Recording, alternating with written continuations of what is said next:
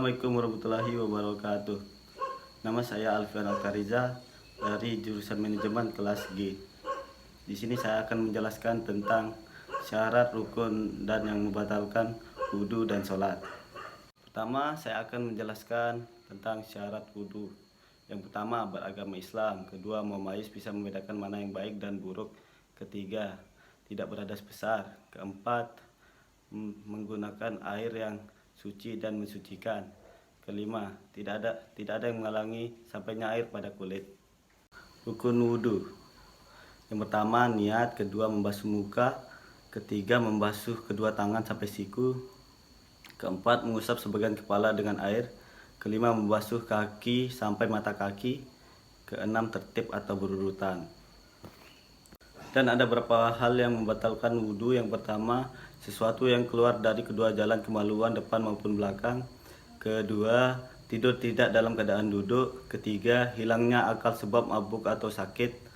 Keempat, bersentuhan kulit pria dan wanita yang bukan mahram tanpa penghalang. Kelima, menyentuh kemaluan dengan telapak tangan. Keenam, menyentuh lubang bubur manusia. Selanjutnya saya akan menjelaskan tentang wudhu menurut para imam mazhab.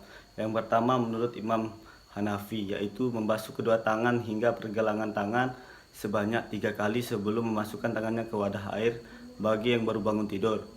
Membaca tasmiyah kepada Allah saat akan memulainya. Bersiwak berkumur, membasuh hidung sambil menghirup air dengan hidung istinya dilakukan 3 kali. Mengusap seluruh kepala dan kedua telinga dengan satu susapan air. Tahlil jenggot dan ruas air jari-jari dilakukan sebanyak 3 kali. Menurut Imam Maliki, yaitu membasuh kedua tangan sampai pergelangan tangan, membasuh mulut atau berkumur, membasuh hidung sambil menghirup air dengan hidung, membuang air dimasukkan ke dalam hidung, mengusap kepala dan mengembalikannya dari belakang, membasuh telinga dari sisi luar dan dalam telinga, yang terakhir mengusap telinga dengan air baru dan tertib. Menurut Imam Syafi'i, yaitu tasmiyah.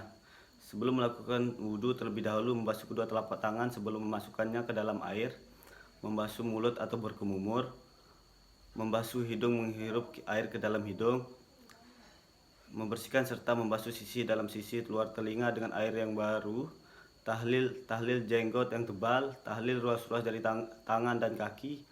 Pada saat memulai berwudu diwajibkan mendahulukan bagian kanan terlebih dahulu. Setiap melakukan wudu dilakukan 3 kali dan muawalah. Dan yang terakhir menurut Imam Hambali, yaitu menghadap kiblat, bersiwak, lalu berkumur sambil membersihkan mulut, membasuh kedua telapak tangan dilakukan 3 kali, dan membasuh hidung serta menghirup air ke dalam hidung sebelum membasuh wajah. Memperbanyak hirupan air dalam maddamah dan istinya, kecuali bagi yang berpuasa. Menggosok seluruh anggota wudhu yang dibasuh. Memperbanyak basuhan di wajah hingga ke sisi luar dan dalam. Tahlil jenggol yang tebal. Tahlil ruas-ruas jari. Membasuh atau membersih telinga dengan air yang bersih. Mendahulukan anggota wudhu yang kanan atas dan yang kiri. Melebihkan wilayah basuhan kedua dan telinga. Senantiasa tetap berniat hingga wudhu selesai. Selanjutnya saya akan menjelaskan tentang syarat sholat. Yang pertama, syarat sholat adalah aurat tertutup. Kedua, suci tubuh, pakaian dan tempat sholat suci dari hadas serta najis. Ketiga, bersuci wudhu sesuai yang sudah diajarkan Rasulullah SAW. Keempat, masuk waktu sholat. Kelima, menghadap arah kiblat. Keenam, tumak ninah, tenang, khusyuk, fokus, tertib atau turut sesuai dengan rukun sholat. Selanjutnya rukun sholat yang terdiri dari 13. Yang pertama, niat. Yang kedua, berdiri tegak pandangan. Yang ketiga, takbiratul ihram. Keempat, membaca surah Al-Fatihah. Kelima, ruku. Keenam, membangun dari ruku dan i'tidal. Ketujuh, sujud. Kedelapan, duduk di antara 2 sujud. Yang kesembilan, tahiyat akhir. Yang ke-10, membaca selawat Nabi. Yang ke-11, salam. Kedua, niat keluar dari sholat. Ke-13, tertib.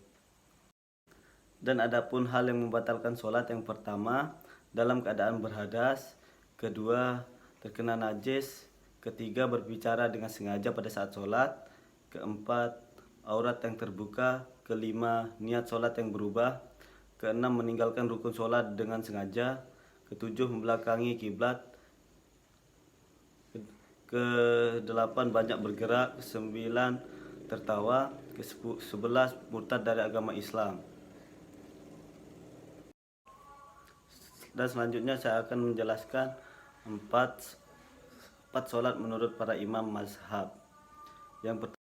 Menurut Imam Syafi'i, yang pertama niat, kedua takbiratul ihram, 3 berdiri, 4 membaca Al-Fatihah, 5 ruku, 6 i'tidal, 7 sujud, 8 duduk di antara 2 sujud, 9 duduk tasyahud awal, 10 tasyahud akhir, dan membaca shalawat Nabi, 11 salam.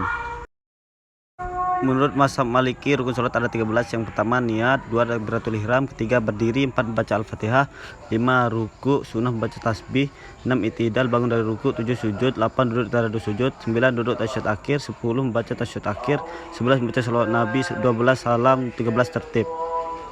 Menurut mazhab Hambali, rukun sholat ada 13. Yang pertama takbiratul ihram, 2 berdiri, 3 membaca Al-Fatihah, 4 ruku wajib membaca tasbih, 5 i'tidal bangun dari ruku, 6 sujud, 7 duduk di antara 2 sujud, 8 duduk tasyahud akhir, 9 membaca tasyahud akhir, 10 membaca shalawat Nabi, 11 salam, 12 tertib, 13 tumaninah.